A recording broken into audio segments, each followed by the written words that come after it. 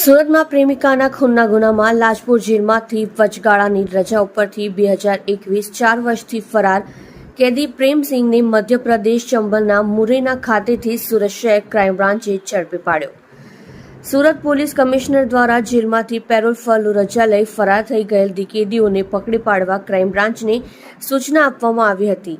સુરત શહેર crime branch દ્વારા ગુનેગારોને પકડી પાડવા આપેલ સૂચનાને માર્ગદર્શન હેઠળ પોલીસ ઇન્સ્પેક્ટર ડીસીબી પોલીસ સ્ટેશનના માર્ગદર્શન હેઠળ નાસ્તા ફરતા સ્ક્વોડના પોલીસ સબ ઇન્સ્પેક્ટરની ટીમના માણસો સાથે વર્કઆઉટમાં હતા. તે દરમિયાન નાસ્તા ફરતા સ્ક્વોડના પોલીસ માણસોને મળેલ બાતમી આધારે મધ્યપ્રદેશ રાજ્યના ચંબલના મુરૈના ખાતેથી કેદી પ્રેમસિંહ રામ સ્વરૂપ ચક્રવર્તી ઉંમર વર્ષ 46 ધંધો ડ્રાઇવિંગ રહેઠાણ 301 ભરતનગર શેરી નંગ 1 LH રોડ વરાછા સુરત મૂળ રહેઠાણ ગામ ખોટિયાની તાલુકો જોહર જિલ્લો મુરૈના મધ્યપ્રદેશનાને ઝડપી પાડી મજકૂર કેદીને કાપોદ્રા પોલીસ સ્ટેશન દ્વારા કલમ 302 મુજબના ગુનામાં લાજપોર જેલ સચિવ સુરત ખાતે જ્યુડિશિયલ કસ્ટડીમાં કાચા કામના કેદી તરીકે હતો. તેણે તારીખ 4/1/2021 થી પોતાની દીકરીના શ્રીમંતની વિધિમાં જવા માટે 7 દિવસની રજા ઉપર આવેલ હતો. ત્યાર જેલના હાજર ન થઈ ફરાર થઈ ગયેલ હતો.